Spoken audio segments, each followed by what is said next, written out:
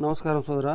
ఈ వీడియో ముఖ్య కారణం ఏంటంటే, మొన్న ఈ మధ్యన జరిగినటువంటి కనకరుద్రమ్మ తిరణాలలో మన హిందువులు తెలివి తక్కువ హిందువులు చేసే తెలివి తక్కువ పనుల గురించి చెప్తున్నాను. ఇది అమ్మవారి దర్శనం కోసం ఉన్న అతి భారీ క్యూ.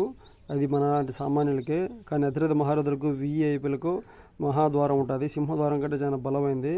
పోలీసు వారు కూడా కాపలా ఉంటారు. ఆ గేట్ ఎత్తగానే వాళ్ళు లోపలికి వచ్చి అమ్మవారిని డైరెక్ట్ దర్శనం ఉంటుంది.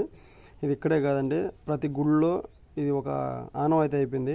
చూడండి, అమ్మవారి దర్శనం, నిజ రూప దర్శనం అత్యంత వైభవంగా జరిగింది.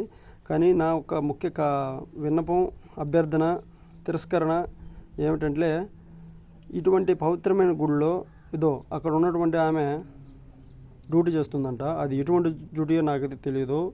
మీరు ఇప్పుడు చూస్తున్నది గత సంవత్సరం నేను తీసిన వీడియో ఫుటేజు.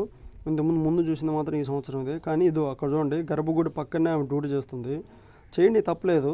కానీ ఆమె గుర్కా ధరించి గర్భగుడిలో చేయాల్సినంత డ్యూటీ ఏముంది? ఆమె ఏమైనా కలెక్టరా? వాట్ ఎవర్ బి, ఎవరైనా కావచ్చు. కానీ మన గుడిలో వచ్చినప్పుడు గుర్కా వేసుకొని చేయాల్సిన అవసరం ఉంది. అది నేను పాయింట్అవుట్ చేసింది. కానీ దాన్ని ఎవరు పరిశీలించరు.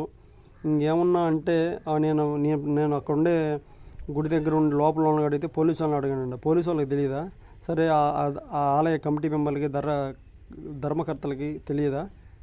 ఏం కళ్ళు మూసుకొని పనిచేస్తున్నారు? ఈ సంవత్సరం కాదు, పోయిన సంవత్సరం కూడా ఉండింది. నాకు తెలిసి నెక్స్ట్ సంవత్సరం కూడా ఉంటుంది.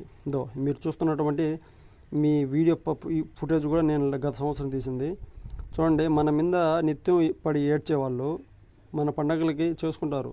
బతకడంలో, పని చేసుకోవడంలో తప్పలే. కానీ మన మీద ఏడడం తప్పు కదా. మనం కూడా గల్ఫ్ కంట్రీలో పోతాం, పని చేస్తాం, డబ్బులు సంపాదించుకుంటాం, మన భార్య బిడ్డల్ని సాకుంటాం, తప్పలే. మనం ఇప్పుడు కూడా వాళ్ళని ద్వేషించమే. కాబట్టి అదొకటి మెయిన్ నేను నోటీస్ చేసింది. ఇంకోటి ఏంటంటే, ఎంతోమంది సుదూర ప్రాంతాల నుంచి అమ్మవారి దర్శనం అనంతరం కొద్దిగా కాలక్షేపం కోసం ఇటువంటి భజన కార్యక్రమం చేస్తారు. ఆ భజన కార్యక్రమంలో ఎంతమంది లోపల ఉన్నారు, వీక్షకులకు ఇవన్నీ కనపడకుండా వాళ్ళు భజన కార్యక్రమం అయితే స్టార్ట్ చేశారు. నాకైతే అసలు నచ్చలేదు. చంటి బిడ్డలను ఎత్తుకొని చూస్తున్నారు. ఒక్కరుంతన్న వాళ్ళకు కూడా చూసే విధంగా టెంట్లు అలాంటివి వేస్తే, అంత ఖర్చు పెట్టుకొని చేసి నువ్వు చూడకుండా తిట్టుకొని పోయేదానికి అంత కార్యక్రమం చేస్తుంది. కాబట్టి కమిటీ మెంబర్లు కూడా దాన్ని ఒకసారి గుర్తించారని మరీ కొడుతున్నాను. ఇంతకుముందుగా మీరు చూసినట్టు వీడియోలో చూడండి ఎంత నీట్గా ఉందో. కానీ తిరునాళ్ళ అనంతరం ఎంత అత్యంత వైభవంగా నీట్గా గలీజ్గా చేస్తారో అంత గలీజ్గా చేస్తారు. మీరు చూస్తున్నది రాపూర్లో జరిగినటువంటి ఒక అన్నదాన కార్యక్రమం. తిన్న ప్లేట్లు వాళ్ళు కింద ఏడబేరు చూడండి, ట్రాక్టర్లు ఎంత పద్ధతిగా వేస్తారో అటువంటి పద్ధతిగానే కల్పిస్తే మన ఇంట్లో మనం ప్లేట్లు కడిగి ఎంత నీట్గా ఒక సింక్